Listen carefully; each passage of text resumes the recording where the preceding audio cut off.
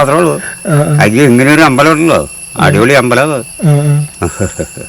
ഈ അടുത്ത് എൽദോസ് എന്ന് പറഞ്ഞ ഒരു ചേട്ടനെ ആന കുത്തിക്കൊന്നില്ലേ? അത് ഈ അമ്പലത്തിന്റെ അടുത്തൊക്കെ ഒരു ജീപ്പ് പാർക്ക് ചെയ്തിരിക്കുന്നത് കണ്ട പ്രോഗ്രാം കൊളുക്കുമല കുടയാദ്രി അതിനൊക്കെ വെല്ലുന്ന ഓഫ് റോഡ്.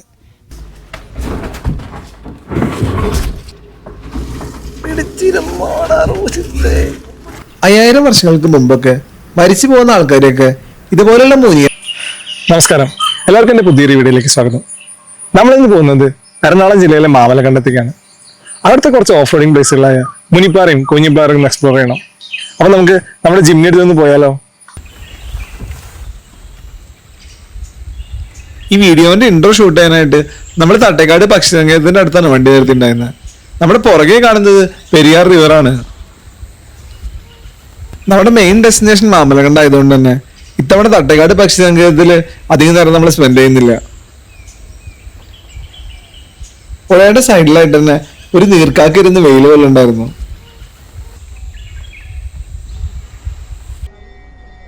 ഇതാണ് തട്ടേക്കാട് പക്ഷി സങ്കേതത്തിലെ ടിക്കറ്റ് കൗണ്ടർ. നമ്മുടെ ഈ യാത്ര നവംബറിലായതുകൊണ്ട് തന്നെ ഇവിടുത്തെ ബേർഡിംഗ് സീസണൊക്കെ ജസ്റ്റ് സ്റ്റാർട്ട് ചെയ്തിട്ടുണ്ടാവുള്ളൂ. തട്ടേക്കാട് നിന്ന് മാമലക്കണ്ടത്തേക്ക് പോകുന്ന വഴിക്ക് കുട്ടമ്പുഴ ഫോറസ്റ്റിനുള്ളിലായിട്ട് ഒരു ദുർഗാദേവി ക്ഷേത്രം ഉണ്ട്. അതാണ് നമ്മുടെ ആദ്യത്തെ ഡെസ്റ്റിനേഷൻ. ഈ അടുത്ത് എൽദോസ് എന്ന് പറഞ്ഞ ഒരു ചേട്ടനെ ആന കുത്തിക്കൊന്നില്ലേ? അത് ഈ അമ്പലത്തിന്റെ അടുത്തൊക്കെ തന്നെയായിട്ടാണ് കേട്ടോ. അത്യാവശ്യം കുറച്ച് ഡേഞ്ചറാണ് ഈ സ്ഥലം. ഈ അമ്പലത്തിനെ കുറിച്ചുള്ള കൂടുതൽ വിശേഷങ്ങൾ ഈ കാടിന്റെ അടുത്തായിട്ട് താമസിക്കുന്ന ഒരു ചേട്ടനോട് ചോദിച്ചാലോ? സാധാരണ എല്ലാ ദിവസവും ഉണ്ടാവോ അതോ? എല്ലാ ദിവസവും ഒന്നുമില്ല. നല്ല ഈ 1-ാം തീയതി ദിവസം ഉണ്ടാവും. എല്ലാ 1-ാം തീയതി ഉണ്ട് മലയാള മാസം. മലയാളം സാധാരണക്കാർക്ക് എല്ലാവർക്കും ഇടയ്ക്ക് വരാനല്ലോ. പിന്നെ കയറാൻ പാടില്ലേ? അത് പണ്ട് എല്ലാവർക്കും കയറാൻ പാടില്ലെന്ന് നിരോധിച്ചില്ലായിരുന്നു. ഇപ്പൊ എല്ലാവർക്കും കയറാം. ഇത് ട്രൈബൽസിന്റെ അമ്പലമാണോ? ഇത് വകുപ്പിലേക്ക് കൊടുത്തില്ല. ട്രസ്റ്റ് അല്ല, ഗവൺമെന്റിന്റെ അല്ല. പുരാതനമായ പൂജാരികളൊക്കെ ആരാണ് ഇവിടുത്തെ? പൂജാരികൾ എങ്ങാണ്ടൊന്നും വരിക. ട്രൈബൽസ് അല്ല അല്ലേ? ട്രൈബൽസ് ഏത് ദുർഗാദേവിയുടെ അമ്പലം? ദുർഗാദേവിയുടെ ഇങ്ങനത്തെ അമ്പലം കേരളത്തിൽ മാത്രമേ ഉള്ളൂ. അതിന് ഇങ്ങനെ ഒരു അമ്പലം ഉണ്ടല്ലോ, അടിപൊളി അമ്പലം. ചേട്ടൻ്റെ വീട് എവിടെയാ? എന്റെ വീട് തൊട്ടടുത്ത. അപ്പൊ ഇവിടെ ആനശല്യൊക്കെ? ആനശല്യുണ്ട്. പിന്നല്ലേ ആന സന്ധ്യാകുമ്പോ വരണം. ഈ അമ്പലത്തേക്ക് പോണ വഴിക്ക് ഞാനും എന്റെ ഫ്രണ്ട് രോഷിത്തും മാത്രമേ ഉണ്ടായിരുന്നുള്ളൂ. അതുകൊണ്ട് തന്നെ ഞങ്ങൾക്ക് ചെറിയൊരു പേടി ഉണ്ടായിരുന്നു. ചെറിയൊരു അരുവിയൊക്കെ കടന്നിട്ട് വേണം നമുക്ക് ഈ അമ്പലത്തേക്ക് എത്താനായിട്ട്. കഴിഞ്ഞ തവണ നമ്മൾ തട്ടേക്കാട് വന്ന സമയത്തും ഈ ഏരിയയിലൊക്കെയാണ് കൂടുതൽ ബേർഡിങ് ചെയ്തുകൊണ്ടിരുന്നത്. ആനകളൊക്കെ ഇറങ്ങുന്ന സ്ഥലമായതുകൊണ്ട് തന്നെ ഈ അമ്പലത്തിന്റെ ചുറ്റും ഇലക്ട്രിക് ഫെൻസിങ് ഉണ്ട്. ഒരു 3-4 വർഷം മുമ്പ് നമ്മുടെ സുജിത് ഭക്തൻ ഈ അമ്പലത്തേക്ക് പ്രൈവറ്റ് വണ്ടിയിൽ വന്നതിന് ഫോറസ്റ്റുകാർ ഒരു കേസ് എടുത്തിരുന്നു. അതുകൊണ്ട് തന്നെ ഇവിടേക്ക് വരാൻ പ്ലാൻ ഉണ്ടെങ്കിൽ റോഡ് സൈഡിലായിട്ട് വണ്ടി നിർത്തിയിട്ട് നടന്ന് മാത്രമേ വരാൻ പാടുള്ളൂ. പോകുന്ന വഴിക്ക് ഒരു പാറയുടെ മുകളിലായിട്ട് നിറച്ച് ആനപ്പിണ്ടം കാണാൻ പറ്റി. ആനകളൊക്കെ സ്ഥിരം വരുന്നൊരു സ്ഥലം തന്നെയാണിത്. നമ്മൾ രണ്ടുപേരും മാത്രമേ ഉണ്ടായിരുന്നുള്ളൂ. അതുകൊണ്ട് തന്നെ അത്ര അധികം നേരം അവിടെ നിൽക്കുന്നത് ബുദ്ധിയല്ല. അപ്പൊ പിന്നെ നമ്മൾ നമ്മുടെ അടുത്ത ഡെസ്റ്റിനേഷനായ മാമലക്കണ്ടത്തേക്ക് യാത്ര തിരിച്ചു. നമ്മുടെ അമ്പലത്തിൻ്റെ അവിടുത്തെ മാമലക്കണ്ടത്തേക്കുള്ള റോഡ് താൽക്കാലികമായിട്ട് അടച്ചിരിക്കുകയായിരുന്നു. അവിടെ എന്തോ റോഡിൻ്റെ പണിയൊക്കെ നടക്കുന്നുണ്ട്. അതുകൊണ്ട് അപ്പോൾ പിന്നെ നമുക്ക് വീണ്ടും നേര്യമംഗലം കൂടി തിരിച്ച് മാമലക്കണ്ടത്തേക്ക് വരേണ്ടി വന്നു. വരുന്ന വഴിക്ക് നമ്മൾ ഇഞ്ചത്തൊട്ടി ഹാങ്ങിങ് ബ്രിഡ്ജിൻ്റെ അവിടെ നിന്ന് കയറി. നേര്യമംഗലം വഴി മാമലക്കണ്ടത്തേക്ക് പോണ റൂട്ടിലുള്ള ഒരു മെയിൻ അട്രാക്ഷൻ തന്നെയാണ് ഈ ഇഞ്ചത്തൊട്ടി ഹാങ്ങിങ് ബ്രിഡ്ജ്. നമ്മളിങ്ങോട്ട് വന്ന സമയത്ത് കുറെ ടൂറിസ്റ്റുകൾ നമുക്കിവിടെ കാണാൻ പറ്റി. പെരിയാർ റിവറിന് കുറുകെയാണ് ഈ ഹാങ്ങിങ് ബ്രിഡ്ജുള്ള. അത്യാവശ്യം വലിയൊരു ഹാങ്ങിങ് ബ്രിഡ്ജാണ്.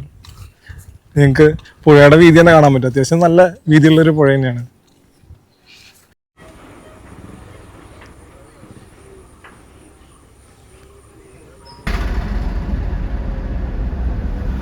നേര്യമംഗലത്ത് നിന്ന് മൂന്നാറിലേക്കുള്ള മെയിൻ റോഡിൽ നിന്ന് ചെറിയൊരു ലെഫ്റ്റ് എടുത്തിട്ട് വേണം നമുക്ക് മാമലക്കണ്ടം റൂട്ടിലേക്ക് എത്താൻ. നമ്മൾ മൂന്നാർക്ക് പോണ മെയിൻ റോഡിൽ നിന്ന് മാമലക്കണ്ടത്തേക്കുള്ള ലെഫ്റ്റ് തിരിഞ്ഞ്. ഇതൊരു കോൺക്രീറ്റ് റോഡും ടാറിട്ട് റോഡും ഒരു മിക്സ് ആണ്. ചെറിയ റോഡാണ്, എന്നാലും ഭയങ്കര കയറ്റാ. അതുകൊണ്ട് തന്നെ വണ്ടികളൊക്കെ കയറിപ്പോകാൻ കുറച്ച് കഷ്ടപ്പാടാണ്. നമുക്ക് പിന്നെ ജിമ്മി ആയതുകൊണ്ട് വലിയ കുഴപ്പമില്ലാണ്ട് കയറിപ്പോരും. എന്നാലും സാധാരണ വണ്ടികളൊക്കെ പോകണ്ട. അത്യാവശ്യം കയറ്റം നല്ല കയറ്റുണ്ടെന്നുള്ളൂ. പോകുന്ന വഴിക്ക് അധികം ഹോട്ടലുകളൊന്നും ഉണ്ടായിരുന്നില്ല.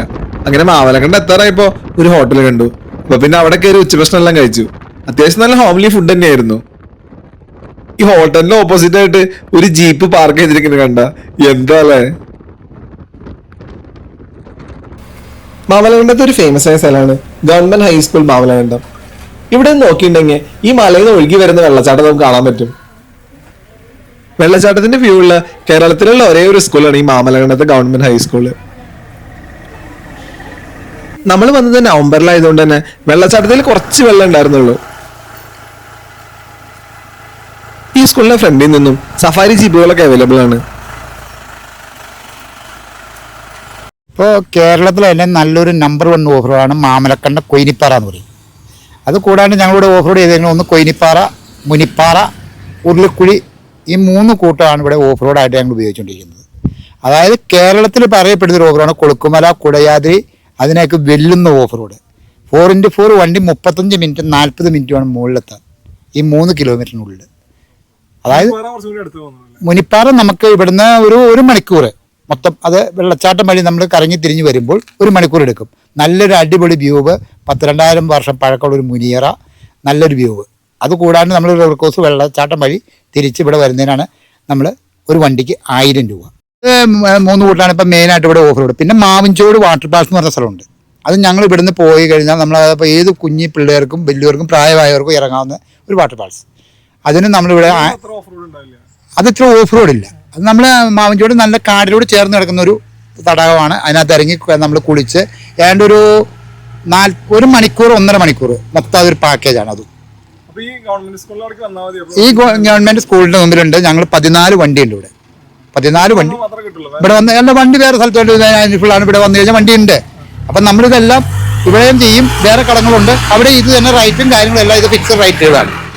ഇതാണ് അതിനകത്ത് സെയിം ചാർജ്. ഇത് ഒറ്റ ആടിയുടെ കീഴിൽ എല്ലാവരും കൂടെ ഫിക്സ് ചെയ്തേക്കാണ്. എൻ്റെ പേര് ലൂക്കാച്ചൻ. ഇവിടേക്ക് മുനിപ്പാറയ്ക്ക് പോകാനായിട്ട് പ്രത്യേകിച്ച് ബോർഡൊന്നും വെച്ചിട്ടില്ല. അതുകൊണ്ട് തന്നെ ചോദിച്ച് വേണം പോകാനായിട്ട്. ഒരു അംഗനവാടിയും അതിന്റെ കൂടെ ഒരു ട്രാൻസ്ഫോമറും ഉണ്ട്. അപ്പൊ അവിടെ നിന്ന് ഓപ്പോസിറ്റ് വഴിക്ക് പോകാനാണ് ഇവർ പറഞ്ഞത്.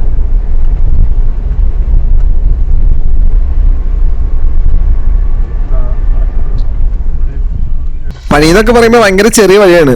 ഒരു കാറ് ജസ്റ്റ് കഷ്ടിച്ച് പോകാനുള്ള വഴിയേ ഉള്ളൂ.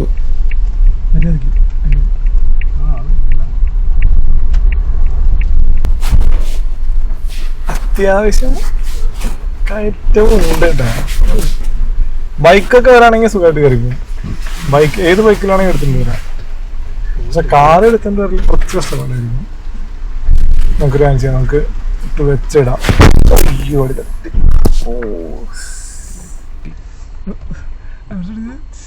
അങ്ങനെ പ്രോപ്പർ ഓഫ് റോഡിംഗ് ഒക്കെ തുടങ്ങുന്നതിന് മുമ്പ് തന്നെ നമ്മുടെ വണ്ടിയിൽ അടിയും തട്ടി. ഞാൻ ഈ ജിംനി മേടിച്ചിട്ട് ഏകദേശം 1 മാസം ആയിട്ടുണ്ടായിരുന്നുള്ളൂ. അതുകൊണ്ട് തന്നെ അടി തട്ടിയപ്പോൾ നമുക്ക് ചെറിയൊരു പേടിയായി. നമ്മൾ ജിംനിയിൽ സ്റ്റോക്ക് ടയർ തന്നെ ഇട്ടുണ്ടായിരുന്നത്. പുറത്തേന് ബാക്കിലെ ടയറിന്റെ പ്രഷർ 29 ആയിരുന്നു. അപ്പോൾ കുറച്ച് കൂടുതലായിരുന്നു. അതുകൊണ്ട് തന്നെ ചെറിയൊരു ഗ്രിപ്പ് കുറവുണ്ടായിരുന്നു.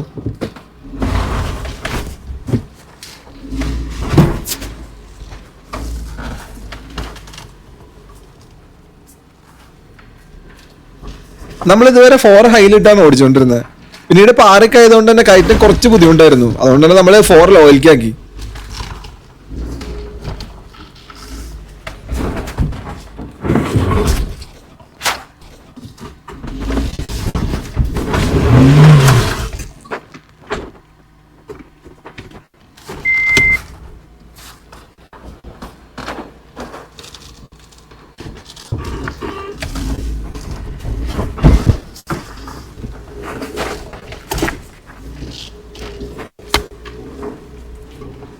ഇതുവരെ അത്യാവശ്യം നല്ല ഓഫ് റോഡിങ് ആയിരുന്നു കേട്ടോ. നമ്മൾ ആദ്യമായിട്ടാണ് ഇങ്ങനെ ഓഫ് റോഡിങ് ചെയ്യുന്നത്. അതുകൊണ്ട് തന്നെ കൊയിനിപ്പാറ പോകാണ്ടിരിക്കണതാണ് നല്ലത്. നമുക്ക് എന്തായാലും ഇപ്രാവശ്യം കൊയിനിപ്പാറ പോകാൻ പറ്റില്ല കേട്ടോ. കാരണം അത്യാവശ്യം നല്ല ദൂരമുണ്ട് ഇവിടെ നിന്ന് മാങ്കുളത്തേക്ക്. നമ്മൾ മാങ്കുളം പോകാൻ പ്ലാൻ ഉണ്ട് വൈകിട്ട് ആനകുളത്ത് പോകാൻ. അപ്പം നമുക്ക് ആനകുളത്ത് പോകുന്നതുകൊണ്ട് തന്നെ നമ്മൾ കൊയിനിപ്പാറ പോകുന്നില്ല. അതും അവിടുത്തെ ജീപ്പുകാരൊക്കെ പറഞ്ഞ കൊയിനിപ്പാറ നിങ്ങൾ ഈ ഇതും കൊണ്ട് പോകാണ്ടിരിക്കണമായിരിക്കും നല്ലത്. കാരണം അടിതട്ടും കുറച്ച് മുന്നിലേക്ക് പോയപ്പോൾ ഒരു ചെറിയ വെള്ളക്കെട്ട് കണ്ടു. നമുക്ക് ചെറിയൊരു പേടിയുണ്ട് ഇറക്കാൻ. പക്ഷെ മുന്നിൽ പോയ ജീപ്പുകളിലൊക്കെ ടയറിന്റെ പാടുണ്ട്. അപ്പൊ പിന്നെ ആ ഒരു ധൈര്യത്തിൽ നമ്മൾ അങ്ങ് എടുത്തു.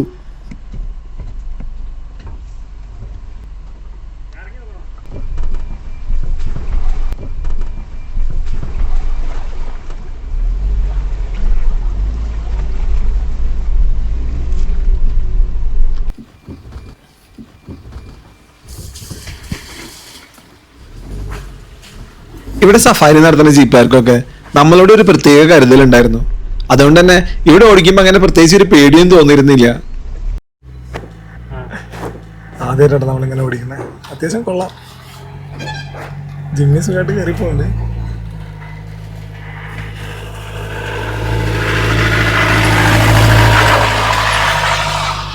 പിന്നെ അവർക്ക് പോകാൻ വേണ്ടി നിർത്തി കൊടുക്കും, അല്ലെങ്കിൽ അപ്പൊ പിന്നെ നമുക്ക് അവരുടെ പിന്നാലെ പോവാം. കാരണം ഇത് ഫുൾ പാറയാണ്. ഞാനിപ്പോ 4 പോയിട്ടിരിക്കണേ. എനിക്കൊന്ന് 4 പാറയിൽ കയറി പോകാൻ 4 വേണ്ടി വരും.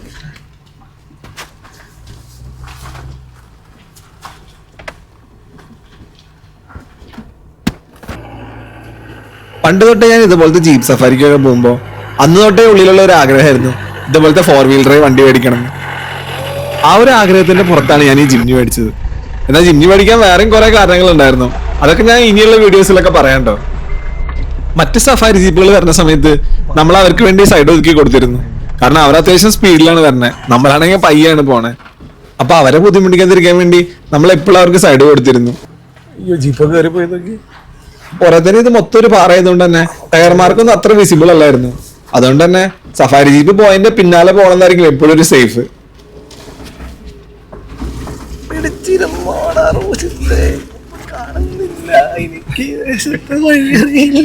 സത്യം പറയല്ല, എനിക്ക് ഇതാണ് ഒരു പേടി. കാരണം നമ്മള് കുത്തനെ കയറില്ലേ, അപ്പൊ നമുക്ക് ആകാശം മാത്രമേ കാണുള്ളൂ. അങ്ങനെ നമ്മൾ മുനിപ്പാറയുടെ ടോപ്പിലെത്തി. അത്യാവശ്യം നല്ല ഭംഗിയുള്ള ഒരു വ്യൂ പോയിന്റ് തന്നെയാണിത്. സഫാരി ജീപ്പുകളൊക്കെ പാർക്ക് ചെയ്തതിന്റെ അവിടെ തന്നെയായിട്ട് നമ്മൾ നമ്മുടെ ജിംനി പാർക്ക് ചെയ്തു.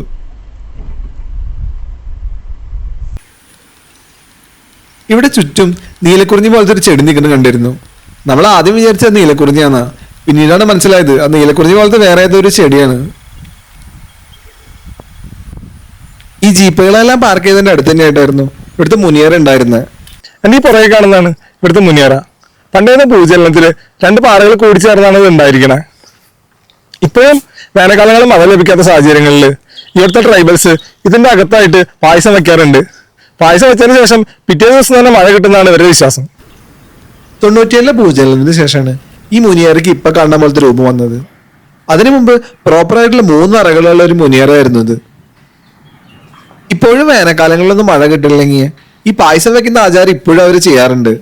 ഈ മുനിയറയുടെ ഉള്ളിലായിട്ട് അവരതിന് ഉപയോഗിക്കുന്ന വിളക്കെല്ലാം കാണാൻ പറ്റുന്നുണ്ടോ? 5000 വർഷങ്ങൾക്ക് മുമ്പൊക്കെ മരിച്ചു പോകുന്ന ആൾക്കാരെയൊക്കെ ഇതുപോലുള്ള മുനിയറകളാണ് അവർ അടക്കം ചെയ്തിരുന്നത്. മൂന്നാറിലെ മറയൂരിലേക്കൊക്കെ പോവാണെങ്കിൽ പ്രോപ്പറായിട്ടുള്ള മെയിൻറ്റെയിൻ ചെയ്ത മുനിയറകളൊക്കെ അവിടെ കാണാൻ പറ്റും. ഇതാണ് കേട്ടോ ഈ മുനിപ്പാറയിലെ 360 ഡിഗ്രി വ്യൂ. എനിക്ക് എന്തായാലും നല്ലോണം ഇഷ്ടപ്പെട്ടു. നമ്മൾ കുറച്ചു നേരം ഇവിടെ നിന്നപ്പോഴേക്കും നേരത്തെ വന്നിരുന്ന സഫാരി ജീപ്പുകളെല്ലാം തിരിച്ചുപോയി. അതുകൊണ്ട് തന്നെ നല്ല സൈലന്റ് അന്തരീക്ഷമായിരുന്നു ഇവിടെ.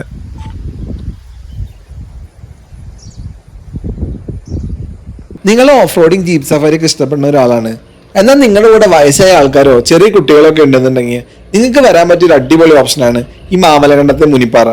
കാരണം ഇത് അത്ര ഹെവി ആയിട്ടുള്ള ഓഫ് റോഡ് അല്ല, എന്നാൽ ഓഫ് റോഡിന്റെ എല്ലാ ഫീല് കിട്ടും ചെയ്യും.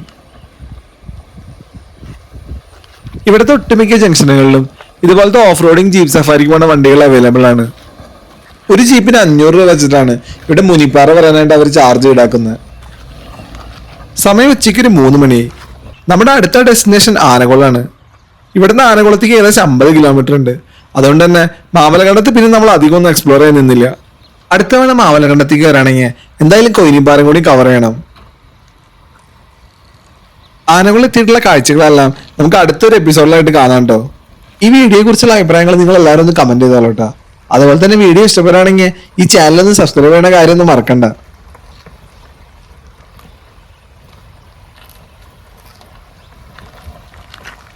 അപ്പൊ പുതിയൊരു കാടിന്റെ കുറച്ച് അടിപൊളി കാഴ്ചകളായിട്ട് വീണ്ടും കാണുന്നവരെ എല്ലാവർക്കും ബൈ ബൈ.